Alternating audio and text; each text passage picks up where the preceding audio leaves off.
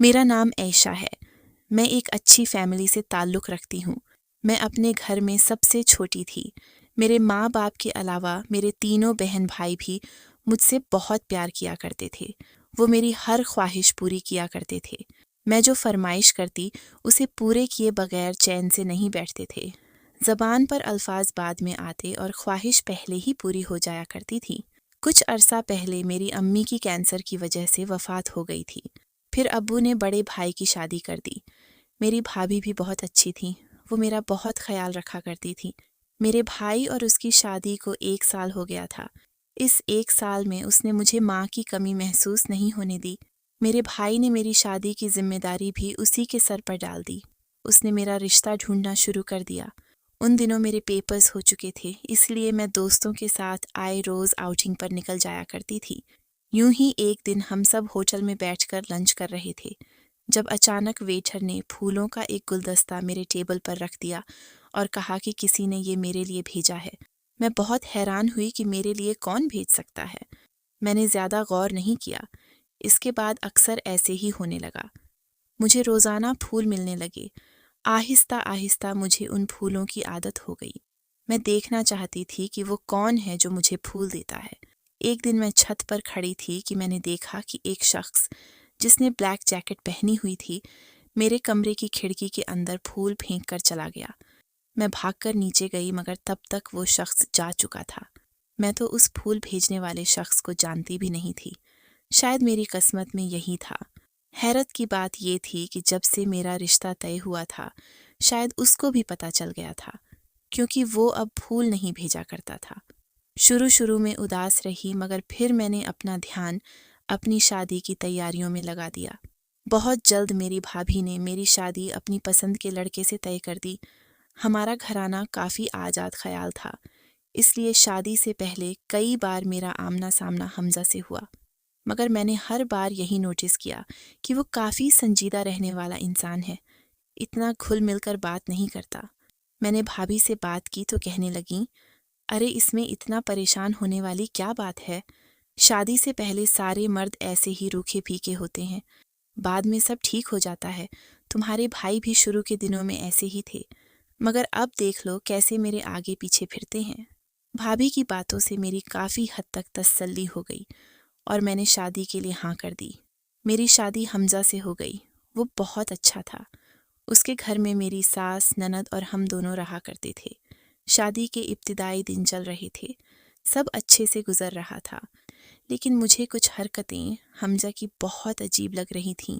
وہ بہت تیز پرفیوم لگاتا تھا جو مجھے بالکل اچھا نہیں لگتا تھا، لیکن چونکہ نئی شادی تھی تو میں کچھ کہہ بھی نہیں سکتی تھی۔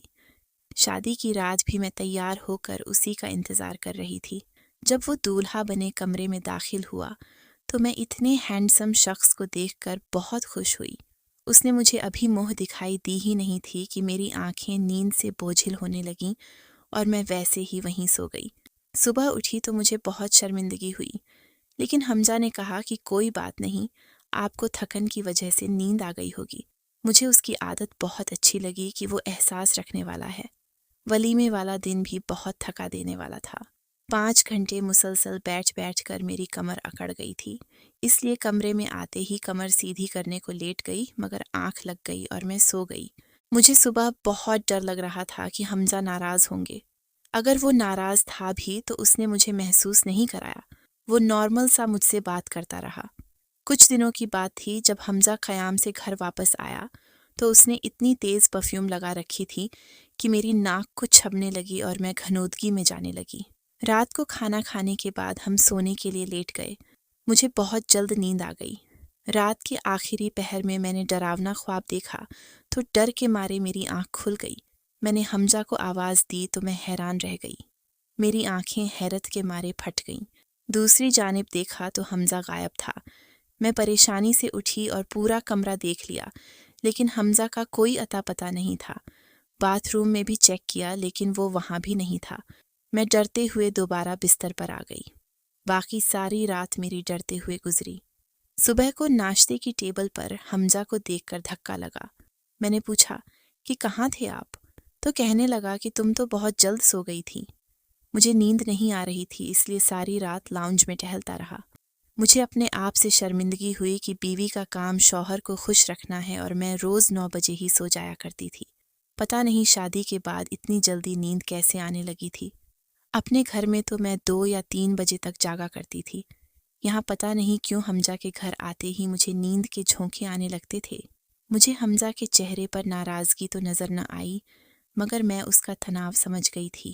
اگلے دن میں نے دوپہر میں سو کر نیند پوری کر لی تاکہ رات کو جلدی نہ سو سکوں۔ شام ہوتے ہی میں نے تیار ہونا شروع کر دیا۔ تیار ہو کر میں نے حمزہ کا انتظار کرنا شروع کر دیا۔ جیسے ہی وہ آفس سے آیا، میں نے اس کے ہاتھ سے بیگ لیا اور خود مسکرا کر اس کو دیکھنے لگی۔ یہ تھا کہ وہ میری تعریف کرے گا کہ تم بہت خوبصورت لگ رہی ہو، مگر شاید اس نے مجھے دیکھا تک نہیں تھا، اس لیے میں اس کے پاس چلی گئی۔ مگر یہ کیا، اس کی پرفیوم سے مجھے چھینکیں آنا شروع ہو گئیں۔ حمزہ نے بہت تیز پرفیوم لگائی ہوئی تھی، اتنی تیز کہ کچھ ہی منٹوں میں میرا سر چکرانے لگ گیا اور میں پھر گھنودگی میں چلی گئی۔ پھر کیا ہوا مجھے نہیں پتا کہ صبح اٹھی تو سر بھاری سا ہو رہا تھا۔ اچانک میری نظر اپنے ہاتھوں اور پاؤں پر پڑی تو میری جان نکل گئی۔ میرے ہاتھوں اور پاؤں پر سوجن پڑی ہوئی تھی۔ میں سمجھ نہ پائی کہ ماجرا کیا تھا۔ حمزہ بھی کمرے میں موجود نہ تھا۔ ناشتے کی ٹیبل پر ساس نے مجھ سے پوچھا کہ تمہارے ہاتھوں کو کیا ہوا ہے؟ میں گھبرا گئی اور کہنے لگی کہ پتہ نہیں سوجن ہو گئی ہے۔ میری ساس کہنے لگی کہ اپنے ہاتھوں اور پاؤں پر کوئی کریم وغیرہ لگاؤ تاکہ یہ سوجن ختم ہو جائے۔ اچھی بیویاں شوہر کے لیے خوبصورت لگتی ہیں۔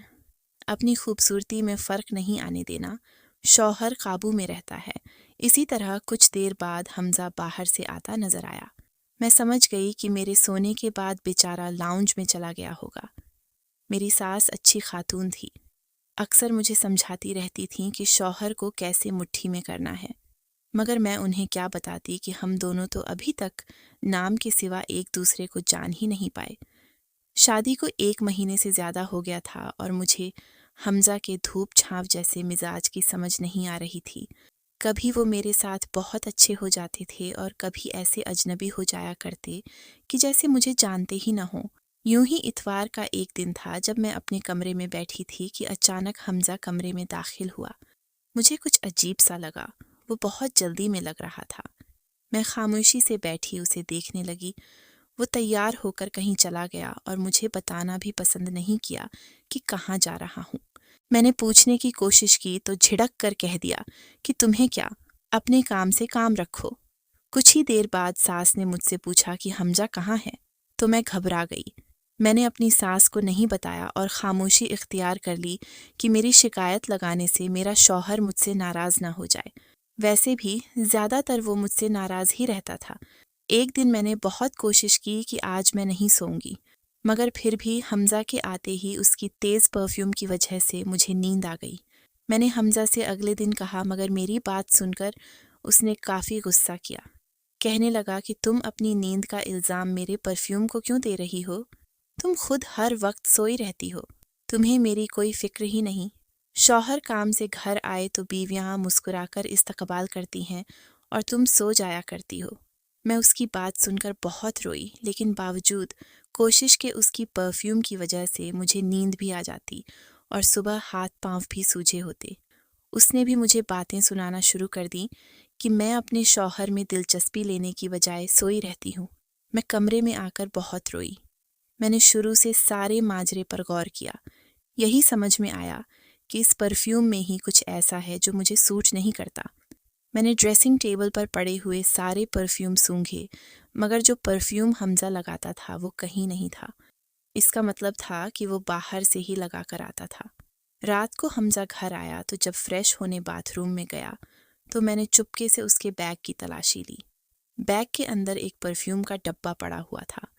میں نے بے اختیاری میں اسے سونگھ کر خود پر چھڑک لیا۔ اچانک خیال آیا کہ اسی پرفیوم کی وجہ سے تو میں سو جاتی ہوں، مگر تب تک بہت دیر ہو چکی تھی۔ کچھ ہی دیر میں سو چکی تھی۔ میرا شوہر مجھے بہت باتیں سناتا تھا کہ میں عام بیویوں کی طرح اس کا انتظار نہیں کرتی، لیکن اس کے آتے ہی سو جایا کرتی ہوں۔ مگر جب بھی میں پرفیوم کا ذکر کرتی تو وہ غصہ ہو جایا کرتا، کہتا کہ میں نے بھی تو پرفیوم لگائی ہے، مجھے نیند کیوں نہیں آتی؟ اس کے خیال میں بہانے بناتی تھی تاکہ اس سے دور رہوں۔ مگر میں کیسے سمجھاتی؟ مجھے تو خود بھی سارے چکر کی سمجھ نہیں آ رہی تھی کہ پرفیوم سے مجھے گھنودگی کیوں آ جاتی ہے۔ روز روز اس طرح کے ڈراموں سے میں تنگ آ گئی تھی، اس لیے بس ایک دفعہ فیصلہ کر لیا کہ اس پرفیوم والے راج تک پہنچ سکوں۔ میں نے حمزہ کے آنے سے پہلے ڈھیر ساری روئی ناک میں ڈال لی۔ حمزہ آیا تو اس کے سامنے میں نے نیند آنے کا بہانہ کیا اور بستر پر جا کر لیٹ گئی۔ میں نے تھوڑی سی آنکھیں کھول کر دیکھا، حمزہ نے اپنے بیگ سے وہیں پرفیوم نکالی اور مجھ پر دوبارہ ڈھیر ساری چھڑک دی۔ میں ششدر رہ گئی، یعنی کہ وہ خود چاہتا تھا کہ میں سو جاؤں اور الزام مجھے دیتا رہا کہ میں جان بوجھ کر سو جاتی ہوں۔ وہ تو شکر تھا کہ میں نے ناک میں روئی ڈال رکھی تھی اور سانس بند کر لیا تھا تاکہ اس پرفیوم کا اثر مجھ پر نہ ہو۔ مجھ پر پرفیوم چھڑکنے کے بعد وہ خود نہانے چلا گیا۔ نہا کر وہ کمرے سے باہر چلا گیا۔ اس کے جانے کے بعد میں حیرت سے اٹھ کھڑی ہوئی کہ دیکھوں تو صحیح وہ کہاں جاتا ہے۔ حمزہ ساری رات لاؤنج میں کسی سے فون پر بات کرتا رہا۔ میں الجھن کا شکار ہو گئی تھی کہ آخر یہ کیا ماجرا ہے؟ وہ مجھے خود سے کیوں دور کر رہا تھا اور الزام بھی مجھ پر لگاتا تھا؟ آخر وہ ایسا کیوں کر رہا تھا؟ شاید وہ مجھے پسند نہیں کرتا تھا۔ میں اس کے دل میں جگہ بنانا چاہتی تھی، اس لیے اگلے دن میں نے بازار جانے کا فیصلہ کیا تاکہ اپنے شوہر کے لیے کچھ تحفہ لے سکوں۔ اس کی سالگرہ قریب تھی اور میں اسے بہت خوبصورت تحفہ دینا چاہتی تھی۔ شاید اسی بہانے اس کا دل میری طرف مائل ہو جاتا۔ میں شاپنگ سینٹر سے تحفہ خرید کر نکل رہی تھی کہ سڑک کنارے میں نے حمزہ کی کار دیکھی۔ میں حیران ہوئی کہ اس وقت تو وہ آفس میں ہوتا ہے، یہاں کیا کر رہا ہے؟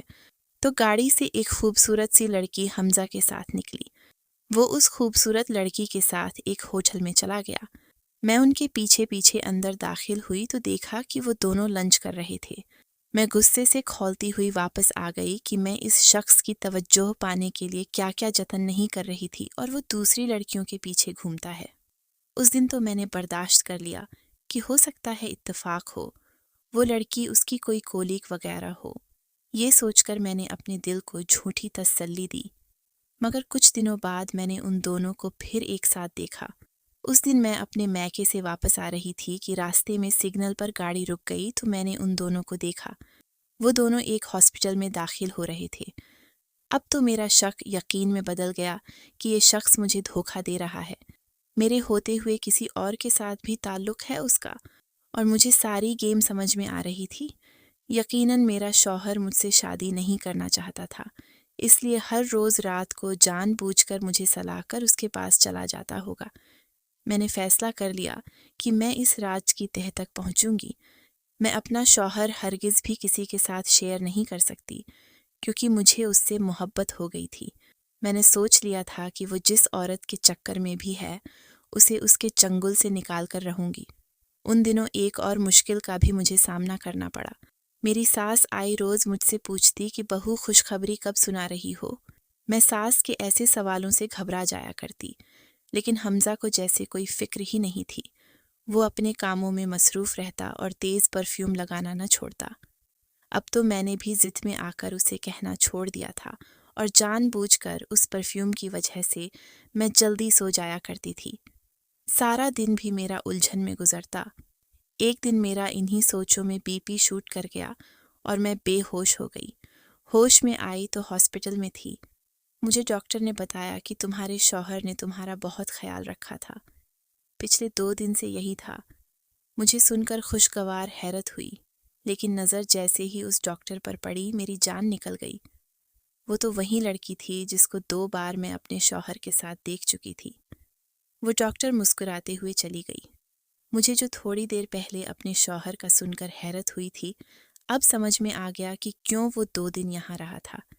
یقیناً اسی ڈاکٹر کی وجہ سے، اس ڈاکٹر کے قریب رہنے کا اسے بہانہ جو مل گیا تھا۔ وہ تھی ہی اتنی خوبصورت کہ کسی کا بھی دل اس پر آ سکتا تھا، اور یہی بات میرے دل کو چبھ رہی تھی۔ میری طبیعت ٹھیک ہوئی تو بھائی اور بھابھی مجھے لینے آ گئے کہ کچھ دن ہمارے ساتھ رہو۔ ان کے ساتھ اپنے گھر میں چلی گئی۔ اپنے کمرے میں آ کر جب میں نے الماری سے کپڑے نکالے تو بہت سے سوکھے ہوئے پھول ملے۔ ان پھولوں کو دیکھ کر مجھے سب یاد آ گیا۔ کوئی مجھے چاہتا تھا اور دیوانہ وار مجھے پھول بھیجا کرتا تھا، اور آج میں جس کو چاہتی تھی اس کو کوئی قدر ہی نہیں تھی میری۔ اگلے دن بھائی مجھے دوبارہ ہاسپٹل لے گیا کہ ڈاکٹر نے کہا تھا کہ تمہارا چیک اپ ایک بار پھر کروانا ہے۔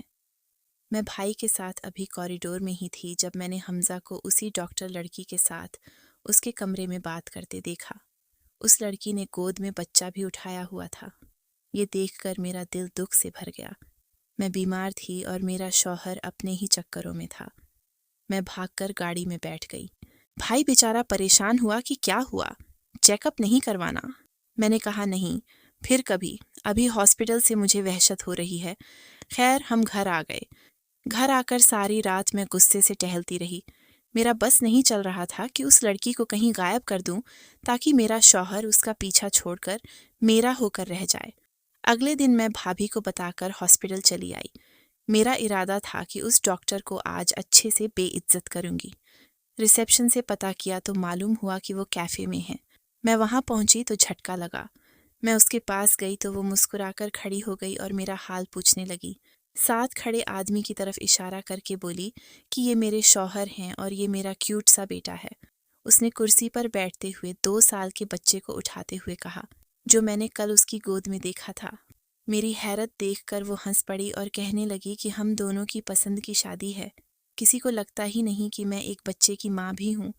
میں یہ سب توقع نہیں کر رہی تھی۔ میں تو سمجھ رہی تھی کہ وہ میرے شوہر پر ڈورے ڈال رہی ہے، مگر وہ تو خود شادی شدہ اور ایک بچے کی ماں تھی اور اپنی زندگی میں بہت خوش لگ رہی تھی۔ پھر حمزہ کے ساتھ اس کا کیا تعلق؟ وہ کہنے لگی کہ حمزہ ہر وقت تمہاری ہی باتیں کرتا رہتا ہے۔ تم بیمار تھی تو اس بیچارے نے تمہارا بہت خیال رکھا۔ تم بہت لکی ہو کہ تمہیں حمزہ جیسا شوہر ملا۔ اس ڈاکٹر کی باتیں سن کر میرا دماغ گھوم گیا۔ کیوں؟ وہ جھوٹ بول رہی تھی۔ حمزہ تو میری طرف دیکھنا بھی پسند نہیں کرتا تھا۔ یہی بات میں نے بھی کہہ دی تو وہ بے یقینی سے میری طرف دیکھ کر بولی، تمہیں حقیقت کا علم نہیں ہے، جاؤ جا کر سچ معلوم کرو۔ اس کی یہ بات سن کر میں گھر آئی۔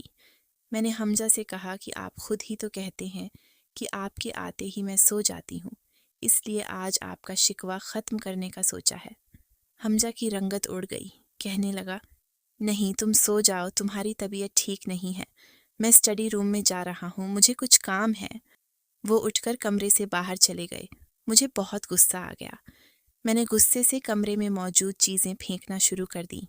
میں نے الماری سے کپڑے نکال کر بستر پر پھینکنا شروع کر دی۔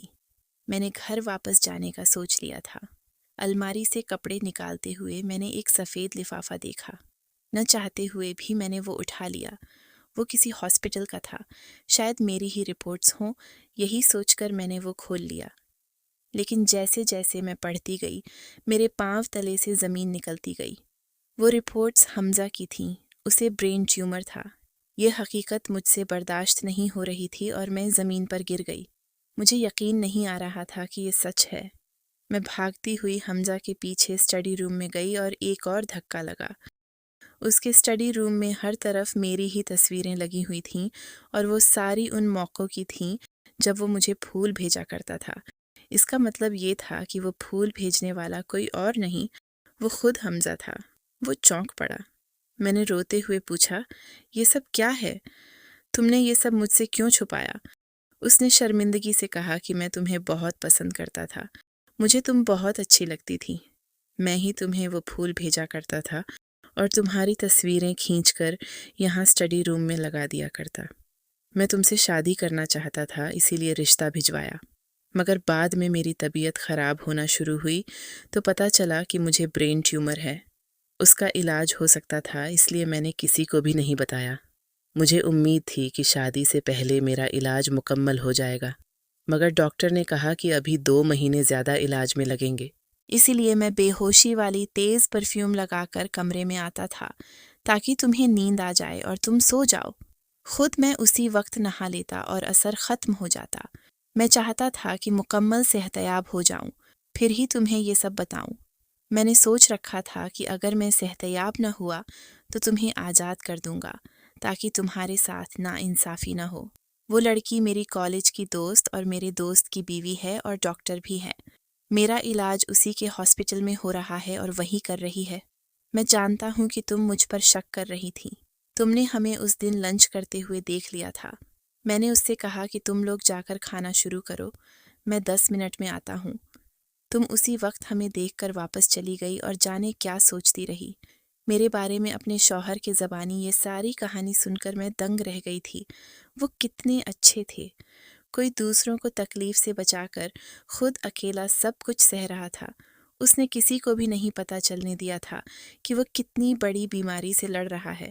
میں نے کہا کہ اگر تم صحتیاب نہ بھی ہوئے تو بھی میں تمہارے ساتھ ہی رہوں گی، ہمیشہ ہر قدم پر تمہارا ساتھ دوں گی۔